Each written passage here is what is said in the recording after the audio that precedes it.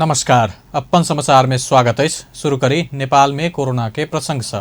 पिछला 24 घंटा में देश भर कोरोना वायरस के 7,368 जना संक्रमित थपायल अछि। एहि संगे नेपाल में संक्रमित के कुल संख्या 4,55,020 पहुंचल स्वास्थ्य तथा जनसंख्या मंत्रालय जनौलक अछि। 19,639 जना के पीसीआर परीक्षण में 7,316 आ 344 जना के एंटीजन परीक्षण में 53 संक्रमित थपायल अछि। पिछला 24 घंटा में थप 6,648 जना संक्रमण मुक्त भेल अछि। नेपाल में एखन धरि 3,39,756 जना संक्रमण मुक्त भ चुकल अछि। तहिना पिछला 24 घंटा में 145 जना के कोविड से जान गेल अछि। एखन धरि 5,001 जना के कोविड-19 संक्रमण से जान जा चुकल अछि। काठमांडू उपत्यका में पिछला 24 घंटा में 2,000 से बेसी कोरोना संक्रमित भेटल अछि। काठमांडू जिला में 1,881, ललितपुर में 436, भक्तपुर में 292 जना संक्रमित भेटल अछि। एहि संगे देश भर सक्रिय संक्रमित के संख्या 1,10,263 पहुंचल अछि। प्रदेश 2 में पिछला 24 घंटा में 476 जना में कोरोना वायरस के संक्रमण देखल गेल अछि। स्वास्थ्य निर्देशनालय देन तथ्यांक अनुसार धनुषा में सर्वाधिक 144, महोत्तरी में 105, रौतहट में 71, परसा में 57, सप्तरी में 52, सिरहा में 19, बारा में 17, सर्लाही में 6 आ अन्य प्रदेश के 5 गोटे संक्रमित भेटल अछि। एहि संगे प्रदेश 2 में कोरोना के कुल संक्रमित संख्या 26,670 पहुंचल अछि। प्रदेश 2 में कोरोना संक्रमण से 308 जना जान गंवा चुकल अछि। परसा में 88, धनुषा में 56, सप्तरी में 50, सिरहा में 36, बारा में 27, महोत्तरी में 21, सर्लाही में 15, रौतहट में 11 गोटे एखन धरि कोरोना से जान गंवा चुकल अछि। तहिना 17,343 जना संक्रमण मुक्त भ चुकल अछि। प्रदेश 2 में एखन 9,019 सक्रिय संक्रमित अछि। पिछला समय बढ़त जा रहल कोरोना संक्रमण में बढ़त ऑक्सीजन के मांग आ संक्रमित के चाप के देखैत मुख्यमंत्री लालबाबू राउत आई धनुषा स्थित ऑक्सीजन प्लांट आ कोविड अस्पताल सबके स्थलगत अनुगमन कयलनि अछि। आंतरिक मामिला तथा कानून मंत्री ज्ञानेंद्र कुमार यादव, प्रमुख सचिव गोकर्णमणि दुआडी, मुख्य न्यायाधिवक्ता दीपेंद्र झा, नेपाल प्रहरी के डीआईजी धीरज प्रताप सिंह, धनुषा के प्रमुख जिलाधिकारी बंधु प्रसाद बास्तोला सहित के टोली ल मुख्यमंत्री राउत स्थलगत निरीक्षण अनुगमन कयलनि अछि। प्रदेश सरकार मणिपाल के खाली भवन में निर्माण भ रहल अस्थायी कोविड अस्पताल के समेत मुख्यमंत्री राउत सहित के टोली निरीक्षण केलक अछि।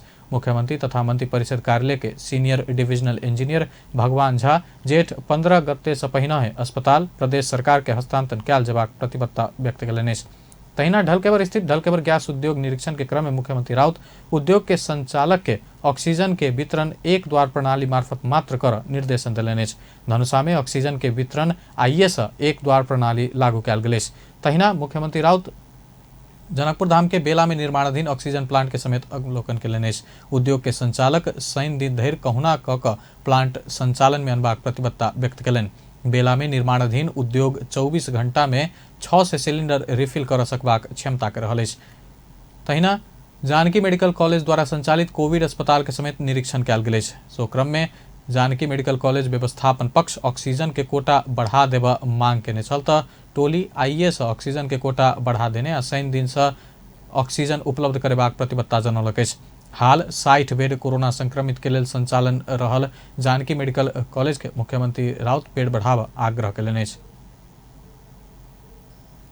कोरोना वायरस संक्रमण से जनकपुर धामक एक कराते खिलाड़ी के निधन भेल अछि। जनकपुर धाम उप महानगरपालिका वार्ड 19 के 40 वर्षक बैजनाथ यादव के उपचार के क्रम में शनि के राति निधन भेल। संक्रमण पुष्टि भेला बाद खिलाड़ी यादव काठमांडू पहुंच क वीर अस्पताल में भर्ना भेल छलाह। उपचार के क्रम में बीतल राति हुनकर निधन भेल जानकारी कराओल गेल अछि। यादव नेपाल क्यूकोशिन कराते संघ प्रदेश 2 के अध्यक्ष छलाह। क्षेत्रीय तथा राष्ट्रीय का करीब 2 दर्जन गोल्ड मेडल जीतने मधेश में खेल क्षेत्रक विकास हेतु सक्रिय कराते खिलाड़ी तथा प्रशिक्षक बैजनाथ यादव प्रति श्रद्धांजलि व्यक्त कयल गेल अछि। तहिना कोरोना कारण वॉलीबॉल के पूर्व राष्ट्रीय खिलाड़ी विनोद मंडल समेत जान गुमौला अछि।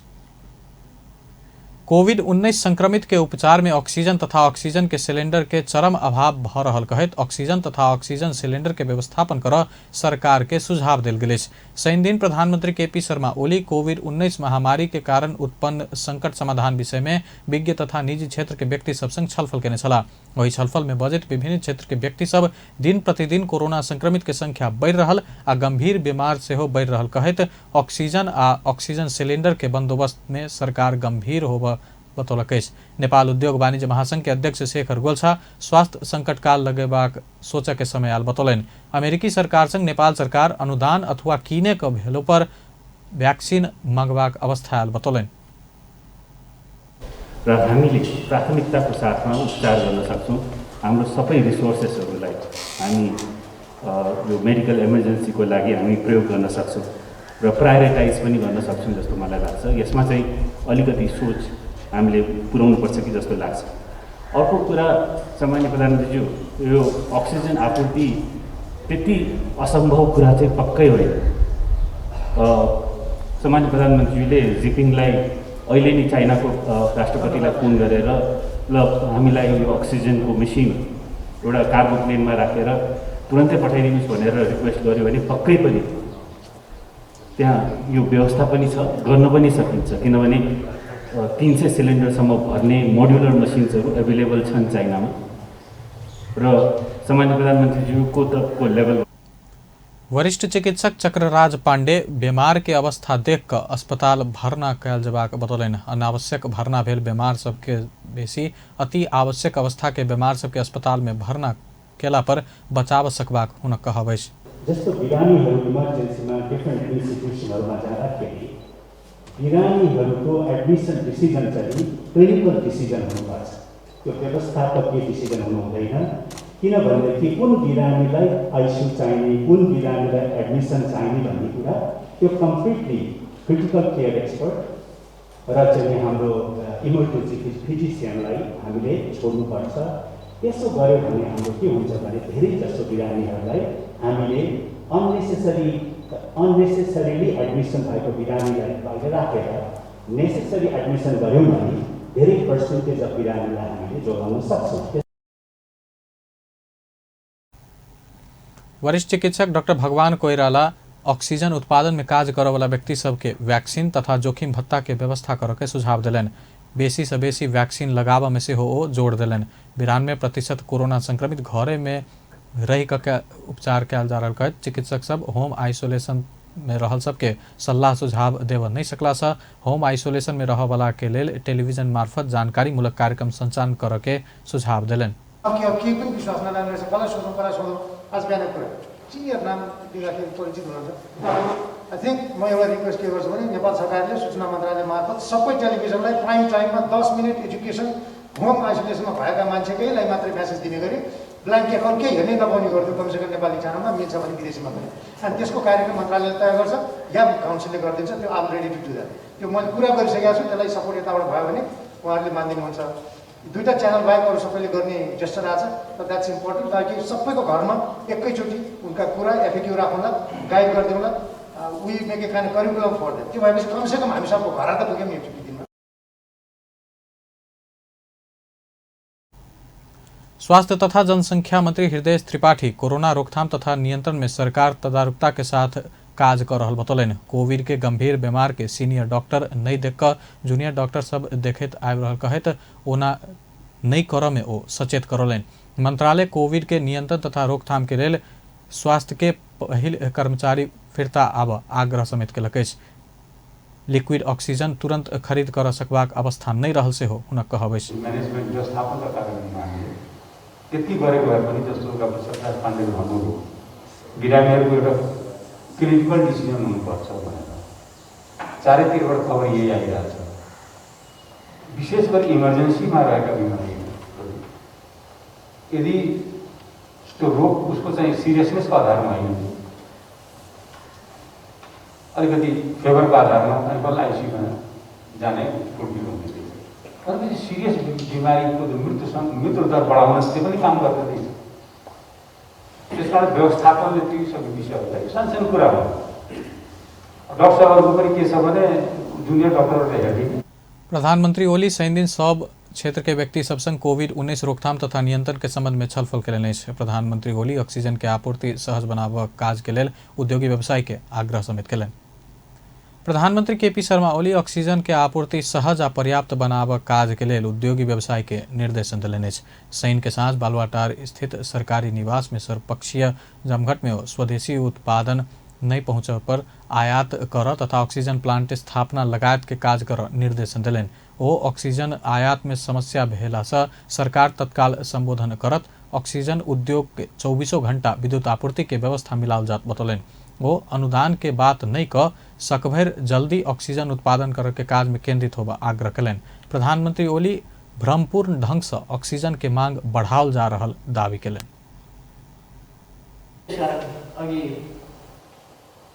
ग्यास उत्पादकले भन्नुभयो हामी पनि फ्रन्ट लाइनमै बसेर काम गरिरहेका छौँ। अब ट्रान्समिटेड मान्छेहरू आउँछन्, सिलिन्डर लिएर जान्छन्, त्यस्तो खालको स्थिति छ। हामी केही गर्न सक्ने स्थितिमा छैन। त्यस्तोलाई पनि कसलाई चाहिँ फ्रन्ट लाइन भन्ने एउटा भ्याक्सिन उपलब्ध गराउनु। दोस्रो चाहिँ डक्टरहरूले भन्नुभयो, डक्टर दिव्याले पनि भन्नुभयो, उहाँले पनि भन्नुभयो हामीलाई अब यो immediate major oxygen supply, cylinder भने पनि ट्याङ्कर भने पनि जे भने पनि अक्सिजन सप्लाई न हो, अक्सिजन सप्लाई। त्यसमा हामीले चाहिँ पर्याप्तता ल्याउनै पर्यो, इक्विपमेन्टहरूमा ल्याउनै पर्यो, भेन्टिलेटर आवश्यक सङ्ख्यामा उपलब्ध गराउनु पर्यो। यी चिजहरूमा कन्सन्ट्रेट हुनु पर्यो भन्ने कुरा चाहिँ हामीले बुझ्यौँ र गभर्मेन्टले यसमा कन्सन्ट्रेट भएर कोअर्डिनेटेड इफोर्ट अगाडि बढाउँछ। साथीहरूको अगाडि बढ्न चाहन्छु।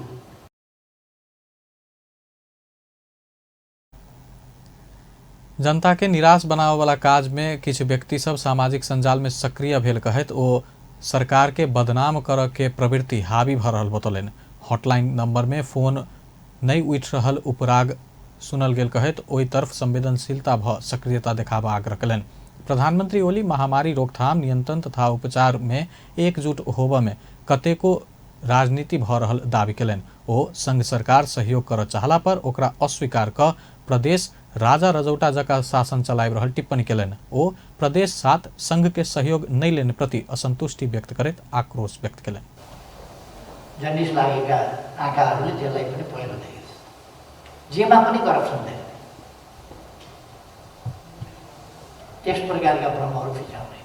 मैले भनेको छु, यदि कहीँ कसैले यस्तो मामलामा करप्सन गर्छ भने कुनै पनि हालतमा सही हुँदैन, त्यसको छानबिन गराएर सख्तभन्दा सख्त कारवाही गरिन्छ। यो सही हुने कुरा होइन, यसलाई स्वीकार्न सकिने अथवा भइहाल्नु त जेसुकै होस् भन्न सकिने खालको विषय होइन। त्यसकारण कुनै पनि करप्सनलाई छुन सकिँदैन। त्यसमाथि यस्तो राष्ट्रिय सङ्कट, विश्वव्यापी सङ्कटका बेला, मानवीय सङ्कटका बेला, मानव जातिको अस्तित्वमाथि प्रश्न उठिराखेका बेला हामीलाई थाहा छैन यो कहिलेसम्म चाहिँ फर्स्ट, सेकेन्ड, थर्ड भइसक्यो भने फोर्थ, फिफ्थ कति जाने हो, कतिवटा वेभ आउने हो, त्यो हामीलाई अझै थाहा छैन। अब हामी सधैँ सोसल डिस्टेन्समै बसिरहनु पर्ने हो यो मानव जाति। अथवा बाली खाए पनि नखाए पनि गोरुका मुखारी लाए जस्तो मानव जातिले अब यो थुप्रो छोपेरै हिँड्नुपर्ने हो जिन्दगीभरि। के हो यसको चाहिँ अझै टुङ्गो त छैन।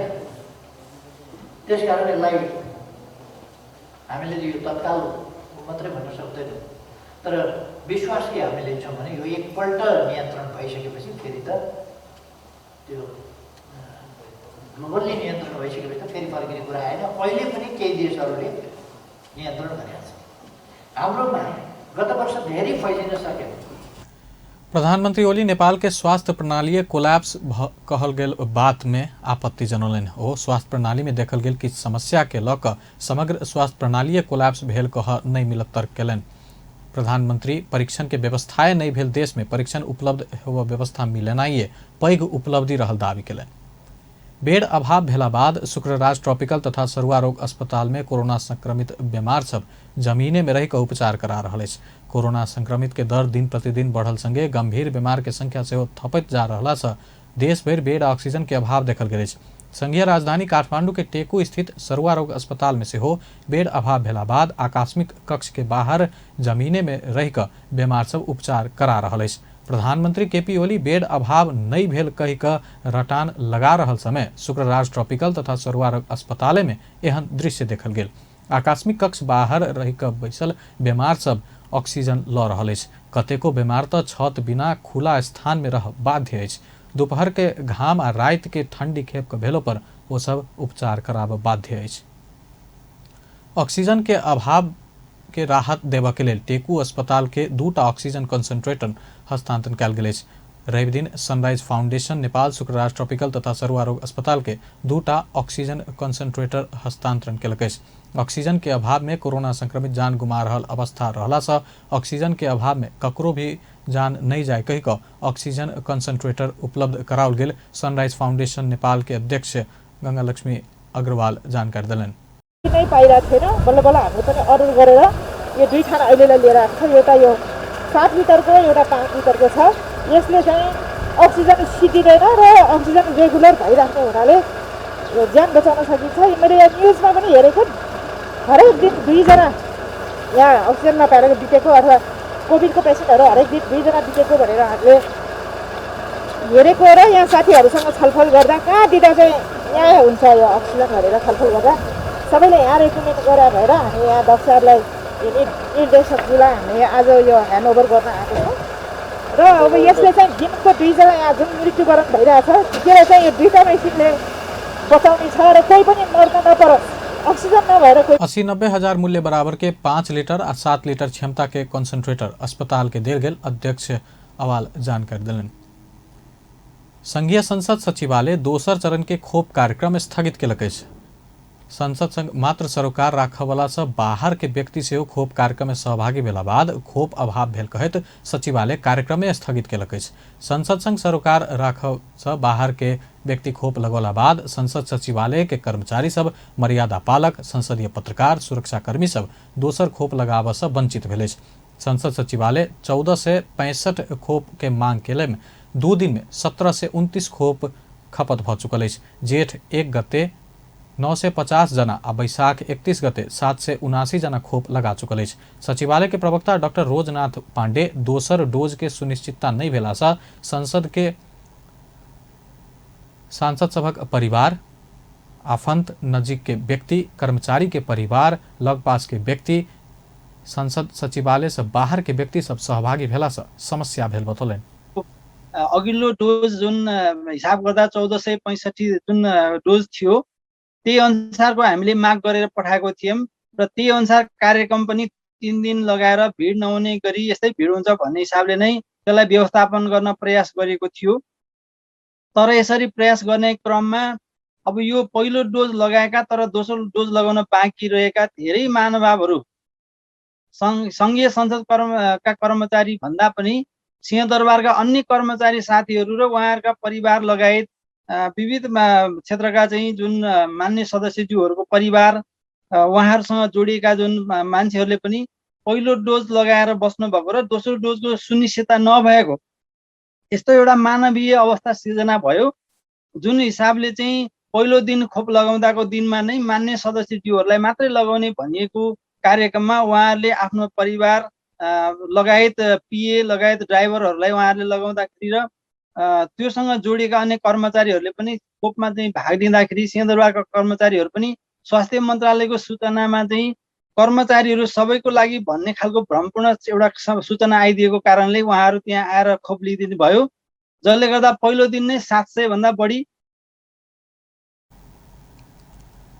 एखन से हो संसद सचिवालय के मर्यादा पालक, सुरक्षाकर्मी आ पत्रकारे सब दोसर डोज लगाब नहीं पौलक अछि। प्रवक्ता डॉक्टर पांडे बाकी रहल के जल्दीए खोप लगेबाक व्यवस्था मिलाओल जात बतौलन। संसद सचिवालय नया बानेश्वर स्थित संघीय संसद भवन के लोत्से हॉल में शुक्र, शनि आ रवि दिन के लेल खोप के दोसर डोज लगेबाक व्यवस्था मिलौने छल। प्रधानमंत्री केपी शर्मा ओली के फेर से शपथ कराबऽ के मांग करैत रीट सर्वोच्च में पहुंचल अछि। वरिष्ठ अधिवक्ता डॉक्टर चंद्रकांत गेवाली, अधिवक्ता लोकेन्द्र ओली आ केसर जंकेसी बैशाख 31 गते प्रधानमंत्री लेने शपथ त्रुटिपूर्ण रहल कहैत रीट रखलनि। प्रधानमंत्री शपथ लेल समय राष्ट्रपति उच्चारण कर आग्रह केने प्रतिज्ञा गर्छु कह के सट्टा त्यो पर्दैन कहि क उच्चारण कर इनकार केने छला। मुलुक र जनताप्रति पूर्ण वफादार रही सत्यनिष्ठापूर्वक प्रतिज्ञा गर्छु सत्यनिष्ठापूर्वक प्रतिज्ञा गर्छु त्यो पर्दैन मुलुक र जनताप्रति पूर्ण वफादार रही सत्यनिष्ठापूर्वक प्रतिज्ञा गर्छु सत्यनिष्ठापूर्वक प्रतिज्ञा गर्छु त्यो पर्दैन ईश्वर निवेदक संविधान के धारा 80 अनुसार शपथ बदर क दोसर बेर शपथ कराब मांग केलक अछि। अदालत प्रशासन ई रीट दर्ता एखन नहीं केलक अछि। रीट निवेदक संविधान में उल्लेख कयल गेल कामकाजी भाषा में शपथ लेबऽ के मांग केलक अछि।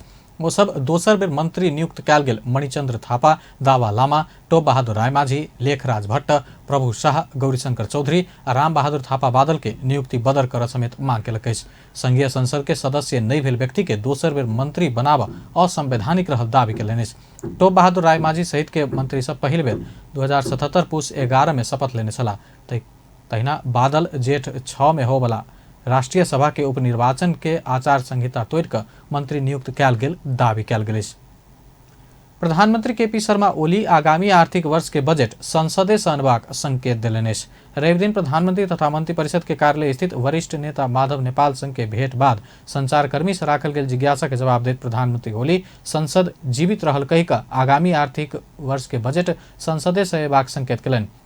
बजट अध्यादेश से आयत कहि कऽ शंका रहल कहि कऽ जिज्ञासा में प्रधानमंत्री ओली पार्लियामेंट जीवित रहल कहि कऽ संक्षिप्त प्रतिक्रिया देने छलाह। प्रधानमन्त्री जी अलिकति धेरैले बजेट यसपालि अध्यादेशबाट आउँछ भन्ने आशंका गरिरहेछन्, थोरै बोलिदिनुस् न त्यसबारेमा। पार्लियामेन्ट जीवित छ। अपने पार्टी नेकपा एमाले भीतर के विवाद संगे संसद के बजट अधिवेशन आह्वान कर देर भ रहल समय सरकार फेर से संसद विघटन का अध्यादेश से बजट आन कहि कऽ आशंका रहल राजनीतिक वृत्त में शुरू भेल अछि।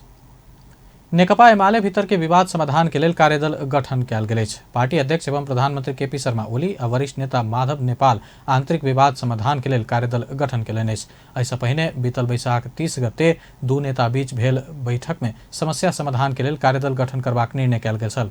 रवि दिन सिंहदरबार में अध्यक्ष ओली संग भेंट क बाहर होबऽ के क्रम में नेता नेपाल दुनू पक्ष के 5-5 जना सदस्य रह जका 10 सदस्यीय कार्यदल गठन भेल जानकारी देलनि। ओ अपना अध्यक्ष एवं प्रधानमंत्री ओली से पठाओल गेल 6 बुदा आ 2075 जेठ 2 गते से पहिलका अवस्था में पार्टी के फिरता आब बाकी सब बात मिल चुकला से कार्यदल गठन भेल जानकारी देलनि। 6 बुदा जेठ 2 गते भन्दा पहिलेको अवस्थामा फर्किने गरी अरू बाँकी सबै कुराहरू टुङ्गो लगाउनका लागि एउटा वार्ता टोली बनाउने गरिएको छ। वार्ता टोलीमा चाहिँ भीम रावतको नेतृत्वमा उपाध्यक्ष भीम रावतको नेतृत्वमा उपमहासचिव घनश्याम भूषाल, सचिव गोकर्ण विष्ट, स्थायी समितिका सदस्य सुरेन्द्र पाण्डे र रघु पन्त 5 जना मेरो तर्फबाट हाम्रो तर्फबाट र त्यसपछि उहाँको तर्फबाट सुभाष नेमाङको नेतृत्वमा स्थायी कमिटीका सदस्य सुभाष नेमाङको नेतृत्वमा उपमहासचिव विष्णु पौडेल, त्यसपछि सचिव प्रदीप गेवाली अनि स्थायी कमिटीका कार्यदल में नेता नेपाल पक्ष भीम रावल के नेतृत्व में घनश्याम भूषाल, गोकर्ण बिष्ट, सुरेन्द्र पांडे और रघु पंत तथा अध्यक्ष एवं प्रधानमंत्री ओली पक्ष नेता सुभाष नेमांग के नेतृत्व में विष्णु पौडेल, प्रदीप गेवाली, शंकर पोखरेल, विष्णु रुमाल रहल अछि। कार्यदल के 3 दिन के समय देल गेल अछि। प्रधानमंत्री केपी शर्मा ओली नागरिक के जीवन रक्षा के लेल हर संभव प्रयास कर मातहत के निकाय के निर्देशन देलनि अछि। कोविड-19 संकट व्यवस्थापन संचालन केंद्र सीसीएमसी के रवि दिन सिंहदरबार में बैसल विशेष बैठक में प्रधानमंत्री ओली प्रक्रिया में उलझ कर आर्थिक स्रोत के अभाव में कोनो भी नागरिक के जान जाके अवस्था सृजना होबऽ नहीं देबऽ निर्देशन देलनि अछि। वो झंझटिया प्रक्रिया छोड़ कर कानून मिला प्रक्रिया मिला भेलो पर हर हालत में नागरिक के जीवन रक्षा में जुटा निर्देशन देने परराष्ट्र मंत्री प्रदीप गेवाली जानकारी दिए। बिमारीको विरुद्ध लड्न हामीलाई केही थप कानुनी संरचनाहरू आवश्यक भएको महसुस भएको छ। संक्रामक रोग ऐन 2020 का प्रावधानले मात्रै नपुग्ने भएको हुनाले त्यस विषयमा आवश्यक तयारी गर्नको लागि कानुन मन्त्रालय र सम्बद्ध अरू निकायहरूलाई भनिएको छ। यसका अलावा अत्यावश्यकीय सामग्रीहरू खास गरेर अक्सिजन प्लान्टहरू, कन्सन्ट्रेटरहरू, सिलिन्डरहरू र खोप को तत्काल आपूर्तिका लागि चाहिँ सम्बन्धित निकायहरूलाई अझ तदारुकताका साथ काम गर्न निर्देशन पनि गरिएको छ र त्यसका लागि जहाँ जहाँ अहिलेका हाम्रा केही कठिनाइहरू छन्, कानुनी बाधाहरू छन्, तिनीहरूलाई हटाउँदै अगाडि बढ्ने भन्ने प्रयास। बैठक में कोविड-19 संक्रमण के महामारी संग प्रभावकारी ढंग से लड़क लेल स्वास्थ्य संकट काल लगेबाक विषय में छलफल भेल जानकारी देलनि। ओ तत्काल देखल गेल ऑक्सीजन आपूर्ति के समस्या समाधान के लेल उद्योगी के डिमांड चार्ज लगायत के छूट द उत्पादन वृद्धि कर विषय में सेहो बैठक में छलफल भेल जानकारी देलनि। लिक्विड ऑक्सीजन आना भारत संग आग्रह कयल गेल आ आन के लेल आवश्यक टैंकर सबके प्रबंध कयल जा रहल बतौलनि। बढाउन देशभित्र रहेका ऑक्सीजन प्लान्टहरूलाई फुल क्यापेसिटीमा चलाउने, त्यसका लागि उद्योगीहरूलाई केही प्रोत्साहन पनि दिने, त्यसका लागि विद्युतको डिमान्ड चार्ज लगायतका कतिपय कुराहरू छुट दिने निर्णय भएको छ। त्यसलाई 100% क्यापेसिटीमा हामी चलाउँछौँ। दोस्रो, लिक्विड अक्सिजन हामी कहाँ उत्पादन हुँदैन, त्यो चाहिँ प्राप्त गर्नका लागि भारतसँग निरन्तर कूटनीतिक पहल भइरहेको छ, प्राप्त भइ पनि रहेको छ। तर अझ थप त्यसलाई बढी मात्रामा आपूर्ति गराउनको निम्ति भारतसँग आग्रह पनि गर्ने र त्यो आपूर्ति गर्नका लागि आवश्यक ट्याङ्करहरू लगायतका प्रबन्धहरू गर्ने र तेस्रो चाहिँ सिलिन्डर। उद्योगी सब सिलिंडर स्वास्थ्य निकाय के बुझा चुकला से धीरे धीरे सिलिंडर अभाव के समस्या में कमी आबि रहल तथा चीन आ ओमान से आबि रहल आ निजी क्षेत्र मंगने सिलिंडर एला बाद सिलिंडर अभाव के समाधान हेबाक विश्वास व्यक्त कयलनि। नेपाल पत्रकार महासंघ के अध्यक्ष विपुल पोखरेल कोरोना महामारी के नियंत्रण कर सरकार संपूर्ण स्रोत साधन के परिचालन कर के बतौलनि। अध्यक्ष पोखरेल देश कोरोना महामारी के कारण संकटग्रस्त अवस्था में रहला से एके नियंत्रण कर समग्र राज्य संयंत्र एक भऽ कऽ काज कर में जोर देलनि। कोरोना रोकथाम तथा नियंत्रण में आवश्यक पड़ला पर स्वास्थ्य संकट काल के घोषणा कर सेहो आग्रह कयलनि। बहुत विकास बजट सब खर्च नहीं भेल आ फ्रीज होबऽ के विगत के परंपरा देखैत ओ एहि वर्ष विकास पूर्वाधार के लेल रकमांतर हो वाला बजट स्वास्थ्य क्षेत्र में केंद्रित होबऽ में जोर देलनि। अध्यक्ष पोखरेल महामारी के वक्त पत्रकारिता क्षेत्र जोखिम लऽ कऽ सूचना प्रवाह के काज कऽ रहल कहैत आगामी दिन में सेहो निरंतर लाग अपील कयलनि। प्रेस काउंसिल आ पत्रकार महासंघ जारी केने आचार संहिता आ कोविड निर्देशिका के अनुसरण करैत आगा बढ़बाक आग्रह कयलनि। सहज हुन्छ ती सबै फ्रिज हुन थालेको रकमदेखि लिएर अन्य विकास पूर्वाधारका रकमहरू पनि जनस्वास्थ्यका लागि केन्द्रित गरियोस्, त्यसमा खर्च गरियोस् भन्ने हाम्रो राज्यसँग विनम्रताका साथ आग्रह छ। पत्रकारिता क्षेत्रले यो बेलामा अत्यन्त जोखिम मोलेर सूचना प्रवाहको काम गरिराखेको छ। नागरिकहरूलाई यसरी जोगिन सकिन्छ भन्ने कुराको जानकारी पत्रकारिता क्षेत्रले नै दिइराखेको छ। सूचना प्राप्त गरेर नै नागरिकले यो सङ्कटमा आफूलाई जोगाउन सक्छन् र यो सङ्कट सँगसँगै आफूले अब कसरी अगाडि बढ्ने भन्ने सन्दर्भमा आफ्ना योजनाहरू बनाउन सक्छन्। त्यसले गर्दा सूचनाको प्रवाहमा पत्रकारिता क्षेत्र जुन ढङ्गले लागेको छ, यसमा पत्रकारिता क्षेत्रलाई निरन्तर लाग्न पनि हाम्रो अपिल छ। महामारी के समय में कृत्रिम कालाबाजारी आ अत्यावश्यक सेवा में बहुत मूल्य ल रहल अवस्था में दोषी के कार्यवाही के दायरा में आना सरकार समक्ष मांग कयलनि। कोरोना वायरस विरुद्ध के चीनिया खोप वेरोसोल के दोसर डोज आइ से लगाबऽ के शुरू कयल गेल अछि। एहिसँ पहिने वेरोसोल खोप के पहिल मात्रा लगाओल गेल 18 से 59 वर्ष उमेर समूह के व्यक्ति सब के लेल काठमांडू महानगरपालिका के 32 वार्ड में संचालित खोप केंद्र सब मार्फत खोप लगाबऽ शुरू कयल गेल अछि। वेरोसोल खोप लगाबऽ के लेल 32 वार्ड में खोप केंद्र संचालन कयल गेल काठमांडू महानगरपालिका के प्रमुख विद्या सुंदर साक्य बतौलनि। ओ जनस्वास्थ्य के मापदंड पालना करैत भौतिक दूरी कायम क खोप लगाबऽ आग्रह कयलनि। खोप दिने अभियान अन्तर्गत पहिलो चरणमा 18 वर्षदेखि 59 वर्ष उमेर समूहका जसले पहिलो खोप लगाइसकेका छन् उहाँलाई दोस्रो खोपको व्यवस्था आजबाट सुरु भएको छ र उहाँहरूले आफूलाई दिएको पहिला खोप लगाएको कार्डको आधारमा विभिन्न दिनमा त्यो समूह टोकेर खोपको व्यवस्था गरेको छ र आज विशेष गरिकन चैत्र 25 गतेदेखि 28 गतेसम्म पहिलो डोज लगाएकाहरूलाई आजको व्यवस्थापन गरेको छ, उहाँहरूलाई व्यवस्था गरेको छ र अहिले काठमाडौँ महानगरपालिकाले 32 वडामा हरेक वडामा एउटा खोप केन्द्र स्थापना गरेर सबैलाई सहज रूपमा खोप लाउन पाउने व्यवस्था गरेको छ। काठमांडू महानगरपालिका के जनस्वास्थ्य निर्देशक हरि कुंवर वेरोसोल खोप के दोसर मात्रा जेठ 2 गते से 11 गते धरि लगाल जा बतौलनि। फागुन 25 से बैसाख 15 गते वेरोसोल के पहिल डोज लगाल सबके अपन नजदीक के केंद्र में जाकर भोर 10 बजे से साँझ 4 बजे धरि खोप लगाबऽ मिलबाक बतौलनि। निषेधाज्ञा के समय में खोप कार्ड मार्फत आवत जावत कर सकबाक व्यवस्था मिलाओल गेल अछि। उहाँहरूलाई पहिलो डोज लगाएको जुन कार्ड छ त्यो कार्ड लिएर आउनुपर्ने हुन्छ र आउँदा जुन बाटोमा समस्या निषेधाज्ञाको समयमा पनि समस्या पर्न सक्छ। त्यस कारण त्यो कार्ड देखाएर आउने सुरक्षा व्यवस्थालाई हामीले त्यसरी व्यवस्थित गरेका छौँ। कार्ड देखाएर आउने जानलाई उहाँलाई समस्या पर्दैन र आइसकेपछि पनि हामी एउटा स्वास्थ्य मापदण्ड कोभिड-19 को मापदण्ड पुरा गर्नुपर्ने छ। सोसियल डिस्टेन्समा रहनु, त्यसपछि गएर जुन यहाँ आउँदाखेरि जुन सेनिटाइजर प्रयोग गर्ने जस्ता कुराहरू चाहिँ मास्क अनिवार्य लगाएर त्यो खोप केन्द्रमा प्रवेश गर्नुपर्ने छ र यसरी आफ्नो फर्स्ट कम फर्स्ट रूपमा कर्मिक रूपमा उहाँहरू चाहिँ काठमाडौँ महानगरपालिका 32टा खोप केन्द्र सब तोकलक अछि। बेस त अपन समाचार एखन लायत बा अपन टेलीविजन देखैत रही। नमस्कार।